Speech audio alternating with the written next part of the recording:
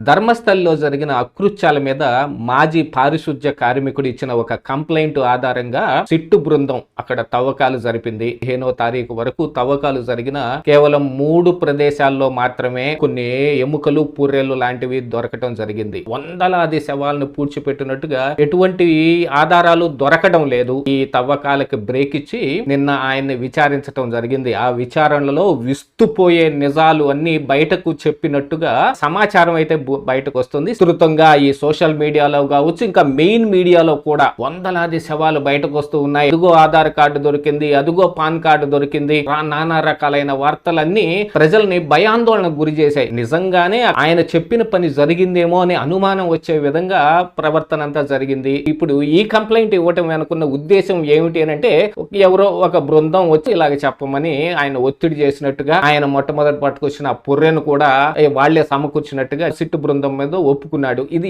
అధికృతంగా sit బయట పెట్టకపోయినప్పటికీ దీని వెనక నిజం ఉండే ఆస్కారం అయితే ఎక్కువగా కనిపిస్తోంది.